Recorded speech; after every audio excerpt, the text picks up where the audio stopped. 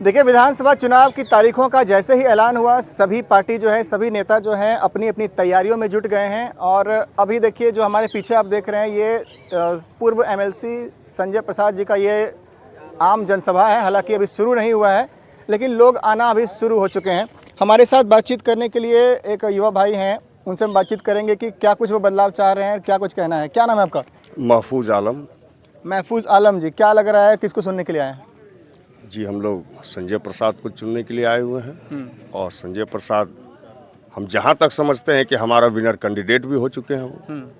आज देखिए, पूरे चकाई की धरती पर, चकाई पूरे विधानसभा में जितना भी संजय प्रसाद के विरोधी दल हैं, सबको दरवाजा खटखटाना हो रहा है और संजय प्रसाद जी के लिए ओपन हो चुका है। तो क्या लग रहा है इस बार, मतलब किस तरीके का माहौल बन रहा है संजय प्रसाद का? 70,000 पास करेंगे हम, गारंटी है। 70,000 क्रॉस करेंगे। 30% मुसलमान का वोट हम ले रहे हैं, बिल्कुल, उसकी गारंटी हम दे रहे हैं आपको।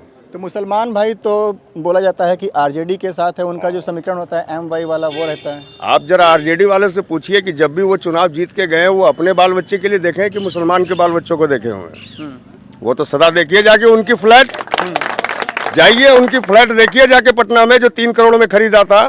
आज वो कहते हैं कि बोरा वाले को बदनाम करते हैं। पहले ही तो बोरा में घुस के बैठे हुए चाची। आप उनसे पूछिए जाके, देखिए जो 3 करोड़ में पटना में फ्लैट खरीदा है, आप उनसे पूछिए इन सब चीजों का। आरजेडी क्यों उसको गुलाम करेगी? आरजेडी क्या हमें खाने के लिए देती है क्या? अगर सबसे ज्यादा अगर बिहार में अगर कोई शोषण करने वाला पार्टी है तो वो आरजेडी है, मुसलमानों का शोषण करने वाला। इस चीज को जानिए। तो सर में पूरा करने दिया जाए। आप सवाल जितना करिएगा उतना जवाब देंगे हम। उनके पार्टी में 2 मुसलमान दिग्गज माना जाता है, जिनके चेहरे पे पूरे बिहार में वो चुनाव लड़ते हैं। मैं पूछना चाहता हूं कि 17% मुसलमान की आबादी है, उनकी पार्टी कितने मुसलमानों को टिकट दी है? ये मुझे जाहिर करे। क्या 6-7 मुसलमान को टिकट लेने का अधिकार है उनके पास? और मुसलमानों का सिर्फ हवा बना के कि MY समीकरण। अरे भैया, कहाँ है आपका? तो अपना परिवारवाद समीकरण है। MY समीकरण है कहाँ आपके पास? रह कहाँ गया उनके पास MY समीकरण का? परिवारवाद में जुले हुए उनका परिवारवाद का समीकरण है। बेटी को बनाए, बेटा को बनाए। अभी आखिरी सांस पे चले हुए हैं हमारे लालू जी, और कह रहे हैं कि हम किसी तरह का बेटा को मुख्यमंत्री बना लें। अरे दिखाए ना मुसलमान के लिए अगर कुछ किए हुए तो सामने आइए ना, खुल के बोलिए ना क्या मुसलमान को मुख्यमंत्री बनाते हैं, फिर सुनते हैं उनकी बात को हम। वो तो होगा नहीं। सिर्फ मुसलमान बेवकूफ नहीं है। भारत में जैसे आप चौथे स्तंभ पर हैं, वैसे भारत में भी, बिहार में आप मानिए, पहला पिलर मुसलमान है, जो इस बार राजद को उखाड़ के फेंकने का काम करेगा। इस चीज को याद रखिएगा। लेकिन तेजस्वी यादव तो लगातार कहते हैं कि हमारा MY जो समीकरण है, मुस्लिम और यादव, वो तो हमारा पैकेट में है, उसको तो कोई नहीं तोड़ सकता है। हम किसी के बाप की जागीर नहीं है। मुसलमान किसी की बाप की जागीर नहीं है। जो उन्होंने जागीर समझा था वो खत्म हो चुका है। इस चीज को ध्यान में रख लीजिएगा। पत्रकार महोदय, आप बहुत अच्छा सवाल किए कि वो कहते हैं कि मेरे पैकेट और मेरे जेब में। हम किसी की बाप की जागीर नहीं है।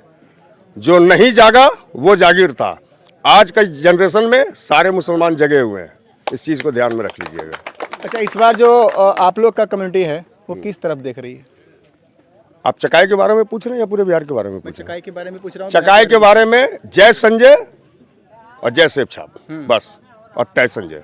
और पूरे बिहार की अगर बात करें तो? पूरे बिहार की अगर बात करें तो संजय प्रसाद जिसको सपोर्ट करेगा वो सरकार बनेगा, निश्चित। और अभी आप फील्ड तरफ भी जाते होंगे, जा रहे हैं या नहीं जा रहे हैं? बिल्कुल जा रहे हैं, डेली जा रहे हैं। लोगों का सपोर्ट कैसा मिल रहा है इनको संजय प्रसाद जी के लिए? तो मैं तो पहले ही बोल चुका हूं कि लोगों के लिए दरवाजे बंद हो चुके हैं। वो जब जाते हैं हर गांव में तो लोगों को दरवाजे खटखटाना पड़ता है, और संजय प्रसाद जहां घुसे वहां दरवाजा ओपन है।